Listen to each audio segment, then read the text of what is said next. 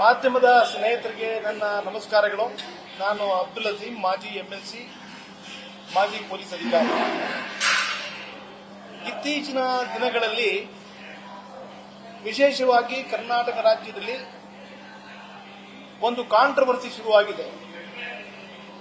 ನಮ್ಮ ಕರ್ನಾಟಕ ರಾಜ್ಯದ ಒಬ್ಬರು ಲೇಖಕಿ ಮೊನ್ನೆ ತಾನೇ ಬುಕ್ಕರ್ಸ್ ಅವಾರ್ಡ್ ಸಿಕ್ಕಿದೆ ಅವರಿಗೆ. ಅದು ಸಾಮಾನ್ಯ ಅವಾರ್ಡ್ ಅಲ್ಲ, ಅದು ಗ್ಲೋಬಲ್ ಅವಾರ್ಡ್. ಇಡೀ ಜಗತ್ತು ಅವ್ರಿಗೆ ಒಂದು ರೆಕಗ್ನಿಷನ್ ಕೊಟ್ಟಿದ್ದಾರೆ. ಅವರು ಬರೆದಿರೋ ಪುಸ್ತಕ ಲಕ್ಷಾಂತರ ಜನ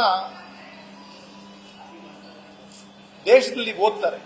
ಇದು ನಮಗೆಲ್ಲ ಒಂದು ಹೆಮ್ಮೆಯ ವಿಷಯ. ಯಾಕಂದ್ರೆ ಒಬ್ಬರು ಲೇಖಕಿ ಕನ್ನಡದಲ್ಲಿ ಪುಸ್ತಕ ಬರೆದು ಒಂದು ವರ್ಲ್ಡ್ ಮಾನ್ಯತೆ ಸಿಕ್ಕಿದಿಲ್ಲ ಅಂತ ಹೇಳ್ಬಿಟ್ಟು ನಮಗೆ ಒಂದು ಹೆಮ್ಮೆಯ ವಿಷಯ.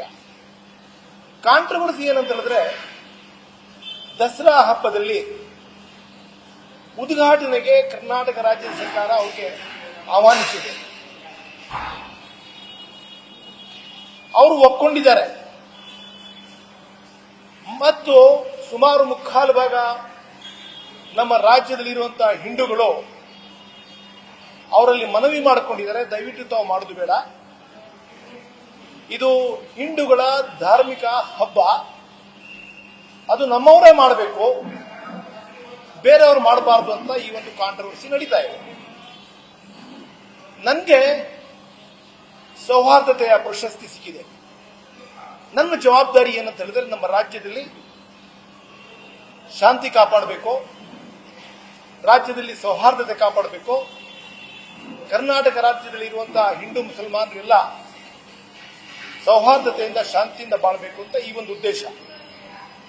ನಾನು ಅವರಲ್ಲಿ ಮನವಿ ಮಾಡಿಕೊಳ್ಳುವುದು ಏನಂತ ಹೇಳಿದ್ರೆ, ಒಂದು ಸೆಕ್ಷನ್ ಆಫ್ ಪೀಪಲ್ ನೀವು ಬರುವುದು ಬೇಡ ಅಂತ ಹೇಳಿದ್ರೆ ನಾನು ಸಹ ಅವರಿಗೆ ಮನವಿ ಮಾಡ್ಕೋತೀನಿ, ದಯವಿಟ್ಟು ತಾವು ಸರ್ಕಾರದಿಂದ ನೀಡಿರುವಂತಹ ಇನ್ವಿಟೇಷನ್ ಒಪ್ಕೊಳ್ಳಕ್ಕೆ ಹೋಗಬೇಡಿ. ನಾನು ಪೊಲೀಸ್ ಸೇವೆಯಲ್ಲಿದ್ದಾಗ ಸುಮಾರು 10 ವರ್ಷಗಳ ಕಾಲ ನಾನು ದಸರಾ ಉದ್ಘಾಟನೆ ಸಂದರ್ಭದಲ್ಲಿ ಚಾಮುಂಡಿ ಬೆಟ್ಟದ ಮೇಲೆ ದೇವಸ್ಥಾನದ ಮುಂದೆ ನಾನು ಡ್ಯೂಟಿ ಮಾಡಿದ್ದೀನಿ, ಬಂದೋಬಸ್ತ್ ಡ್ಯೂಟಿ ಮಾಡಿದ್ದೀನಿ, ಪ್ಯಾಲೇಸ್ ಮುಂದೆ ನಿಂತ್ಕೊಂಡು ಡ್ಯೂಟಿ ಮಾಡಿದ್ದೀನಿ, ಹಾಗೂ ವಿಜಯದಶಮಿ ದಿವಸ ಡ್ಯೂಟಿ ಮಾಡಿದ್ದೀನಿ, ಆಯುಧ ಪೂಜೆ ದಿವಸ ಡ್ಯೂಟಿ ಮಾಡಿದ್ದೀನಿ, ಟಾರ್ಚ್ ಲೈಟ್ ಪರೇಡ್ ನಲ್ಲಿ ಡ್ಯೂಟಿ ಮಾಡಿದ್ದೀನಿ. ನನಗೆ ಏನು ಅರ್ಥವಾಗಿದೆ ಅಂತ ಹೇಳಿದ್ರೆ, ಇದು ಪ್ಯೂರ್ಲಿ ಧಾರ್ಮಿಕ ಹಬ್ಬ, ವಿಶೇಷವಾಗಿ ಹಿಂದೂಗಳ ಧಾರ್ಮಿಕ ಹಬ್ಬ. ನಾವು ಬಕ್ರೀದ್ ಮಾಡ್ತೀವಿ, ರಂಜಾನ್ ಮಾಡ್ತೀವಿ, ಅದು ಮುಸಲ್ಮಾನರ ಹಬ್ಬ. ನಮ್ಮ ಪರವಾದಿಯವರು ಏನು ಹೇಳಿದ್ದಾರೆ ಅದು ನಾವು ಫಾಲೋ ಮಾಡ್ತೀವಿ. ಹೀಗಿದ್ದಾಗ ನಮ್ಮ ಹಿಂದೂಗಳ ಗ್ರಂಥಗಳಲ್ಲಿ ಪುರಾಣಸ್ ಆಗಿರಲಿ ಅಥವಾ ವೇದಗಳಾಗಿರಲಿ, ಉಪನಿಷತ್ತುಗಳಾಗಿರಲಿ, ಭಗವದ್ಗೀತೆ ಆಗಿರಲಿ, ಮಹಾಭಾರತ ಆಗಿರಲಿ, ರಾಮಾಯಣ ಆಗಿರಲಿ, ಅಲ್ಲೆಲ್ಲ ಒಂದು ನಮೂದನೆ ಮಾಡಿದ್ದಾರೆ. ಈ ನವರಾತ್ರಿ ದಿವಸ ರಾಕ್ಷಸನಿಗೆ ದೇವಿ ಚಾಮುಂಡಿ ದೇವಿ ನಾಶ ಮಾಡಿ ಅದರ ಮಾರನೇ ದಿವಸ ಒಂದು ವಿಜಯೋತ್ಸವ ಆಚರಿಸ್ತಾರೆ. ಇದು ಹಿಂದೂ ಧಾರ್ಮಿಕ ಹಬ್ಬ. ಅವ್ರು 10 ಜನ ಆಗಿರಲಿ, ಒಂದು ಸೆಕ್ಷನ್ ಇರಲಿ, 50% ಇರಲಿ, ಏನೇ ಇರಲಿ, ಅವ್ರು ಹೇಳಿದಾಗ ನಾವು ಹೋಗ್ಬಿಡ್ಬೇಡ. ಬೇಡ. ಒಂದ್ ಪಕ್ಷ ಹೋದ್ರೆ ಇದು ಹಿಂದೂಗಳ ಧಾರ್ಮಿಕ ವಿಚಾರದಲ್ಲಿ ಧಕ್ಕೆ ಉಂಟಾಗುತ್ತೆ, ಇದರ ಬಗ್ಗೆ ಕಾಂಟ್ರವರ್ಸಿ ಸ್ಟಾರ್ಟ್ ಆಗುತ್ತೆ, ಹಿಂದೂ ಮುಸಲ್ಮಾನರುಗಳ ಮಧ್ಯೆ ಒಂದು ಅಡ್ಗೋಡೆ ಕಟ್ಟದಂಗಾಗುತ್ತೆ, ದ್ವೇಷ ಹುಟ್ಟುತ್ತೆ. ಇದು ಬೇಡ. ಯಾವ ಮುಸಲ್ಮಾನನು ಹೋಗಿ ನಮ್ಮ ರಾಜ್ಯದ ಮುಖ್ಯಮಂತ್ರಿಗಳಾದ ಸಿದ್ದರಾಮಯ್ಯ ಹತ್ರ ನೀವು ಇದೊಂದು ಮಾಡಿಸಿ ಮುಸ್ಲಿಂ ಕಡೆಯಿಂದ ಕೇಳ್ಕೊಂಡಿಲ್ಲ, ನಮ್ಮ ಕಡೆಯಿಂದ ಯಾವುದೇ ಒಂದು ಅಬ್ಜೆಕ್ಷನ್ ಇಲ್ಲ. ದಯವಿಟ್ಟು ಇವರು ಬಿಟ್ಟು ಒಬ್ಬ ನಿಜವಾದ ಧಾರ್ಮಿಕ ಶ್ರೇಷ್ಠ ಹಿಂದೂ, ನಿಷ್ಠಾವಂತ ಕನ್ನಡಿಗ, ದೇಶ ಪ್ರೇಮಿ ಭಾರತೀಯ ಅಂತವ್ರು ಕರೆಸಿ ಉದ್ಘಾಟನೆ ಮಾಡಿದ್ರೆ ಒಳ್ಳೆಯದು. ಬಾನು ಅವರ ಬಗ್ಗೆ ನಿಮ್ಗೆ ಅಷ್ಟೊಂದು ಪ್ರೀತಿ ವಿಶ್ವಾಸ ಇದ್ದಾಗ ಅವ್ರಿಗೂ ನೀವು ಗೌರವಿಸಿ, ಸನ್ಮಾನ ಮಾಡಿ. ಎಲ್ಲಿ ಮಾಡುವುದು?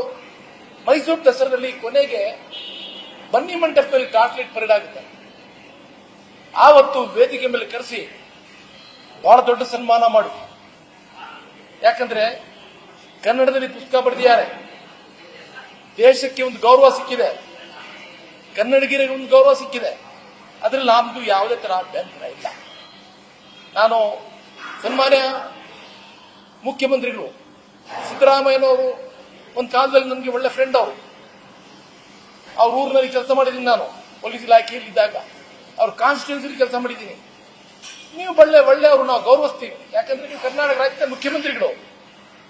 ನಿಮ್ಗೆ ನಾನು ಪಕ್ಷಾತೀತವಾಗಿ ನಾನು ಸಲಹೆ ಕೊಡ್ತಾ ಇದ್ದೀನಿ. ಇದು ಅವ್ರಿಗೆ ಬಿಡಿ, ಸನ್ಮಾನ ಮಾಡಿ ಅಲ್ಲಿ ಕರ್ಕೊಂಡ್ಬಂದು ಉದ್ಘಾಟನೆ ಅವ್ರ ಕಡೆಯಿಂದ ಮಾಡೋದು ಬೇಡ. ಇದರಿಂದ ನಮ್ಮ ರಾಜ್ಯದಲ್ಲಿ ಶಾಂತಿ ಇರುತ್ತೆ, ಸೌಹಾರ್ದತೆ ಇರುತ್ತೆ, ಪ್ರೀತಿ ವಿಶ್ವಾಸ ಇರುತ್ತೆ. ಇದು ನಿಮ್ಮ ಕೆಲಸ. ನೀವು ಕಾನ್ಸ್ಟಿಟ್ಯೂಷನಲ್ ಹೆಡ್, ನೀವು ಮಾಡಿ. ಮತ್ತೆ ಅಟ್ ದ ಸೇಮ್ ಟೈಮ್ ನಾನು ಬಾನು ಮುಸ್ತಾಕ್ ಅವರಿಗೆ ಮನವಿ ಮಾಡ್ಕೊತೀನಿ, ನಿಮ್ಗೆ ಈ ಮುಖಾಂತರ ಅಭಿನಂದನೆಗಳು ಸಲ್ಲಿಸ್ತೀನಿ. 101 ನಮಸ್ಕಾರ ಹೇಳ್ತೀನಿ. ನಿಮ್ಗೆ ಒಳ್ಳೆ ಅವಾರ್ಡ್ ಸಿಕ್ಕಿದೆ, ವರ್ಲ್ಡ್ ರೆಕಗ್ನಿಷನ್ ಸಿಕ್ಕಿದೆ, ನಮ್ಗೆ ಅಭಿನಂದನೆಗಳು. ನಾವು ಸಿದ್ದರಾಮಯ್ಯ ಹತ್ರ ಹೋಗಿ, ಸರ್ ಈ ತರ ಒಂದು ಕಾಂಟ್ರವರ್ಸಿ ಬಂದಿದೆ ಸರ್, ನನ್ಗೆ ಯಾಕೆ ಸರ್ ಇದು, ನೀವು ಬೇರೆ ಕಡೆ ಕರೆಸಿ ನನಗೆ ಸನ್ಮಾನ ಮಾಡಿ ಸರ್, ಒಪ್ಕೊಳ್ತೀನಿ. ನನ್ನಿಂದ ಜನರಲ್ಲಿ ವ್ಯತ್ಯಾಸಗಳು, ಮಿಸ್ಅಂಡರ್ಸ್ಟ್ಯಾಂಡಿಂಗ್ ಬರೋದು ಬೇಡ ಸರ್. ನನಗೆ ಹಿಂದೂಗಳು ಬೇಕು, ಮುಸಲ್ಮಾನರು ಬೇಕು, ಇದು ಶಾಂತಿ ಸೌಹಾರ್ದತೆ, ಇದು ನಮ್ಮ ಸಂಕೇತ ಸರ್ ಅಂತ ನೀವು ಮನವಿ ಮಾಡಿಕೊಂಡ್ರೆ ಒಳ್ಳೆಯದು. ಈ ಸಲಹೆ ನಾನು ಇವತ್ತು ನಿಮ್ಮ ಮುಖಾಂತರ ಕೊಡ್ತಾ ಇದ್ದೀನಿ. ಇದರಿಂದ ರಾಜ್ಯದಲ್ಲಿ ಶಾಂತಿ ಸೌಹಾರ್ದತೆ ಇರುತ್ತೆ. ಮತ್ತು ಇವತ್ತು ವಿಶೇಷವಾಗಿ ಮುಸಲ್ಮಾನರುಗಳಿಗೆ ವಿಶೇಷವಾದ ದಿನ, ಪ್ರವಾದಿ ಮಹಮ್ಮದ್ ಅವರ ಹುಟ್ಟುಹಬ್ಬ ಆಚರಿಸ್ತಾ ಇದ್ದಾರೆ.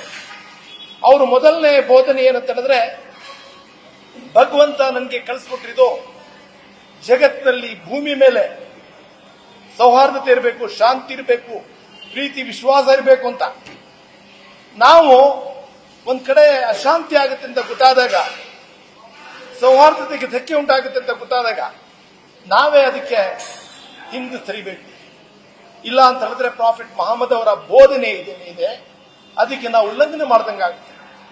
ನಾನು ನಂಬಿದ್ದೀನಿ ನಮ್ಮ ಮುಖ್ಯಮಂತ್ರಿಗಳು ಸಿದ್ದರಾಮಯ್ಯನವರು ಹಾಗೂ ಶ್ರೀಮತಿ ಬಾನು ಮುಸ್ತಾಕ್ ಅವರು, ನಾನೊಬ್ಬ ಮಾಜಿ ವಿಧಾನ ಪರಿಷತ್ ಸದಸ್ಯ, ಮಾಜಿ ಪೊಲೀಸ್ ಆಫೀಸರು, ನನಗೆ ಸೌಹಾರ್ದತೆ ಮೇಂಟೈನ್ ಮಾಡೋದ್ರಲ್ಲಿ ಪ್ರಶಸ್ತಿ ಸಿಕ್ಕಿದೆ, ನನ್ನ ಮನವಿಗೆ ಪರಿಗಣಿಸ್ತೀರ ಅಂತ ಹೇಳ್ಬಿಟ್ಟು ನಂಬಿಕೆ ಕೈ ಮುಗಿದು ಅವ್ರಿಗೆ ನಮಸ್ಕಾರ ಮಾಡ್ತೀನಿ.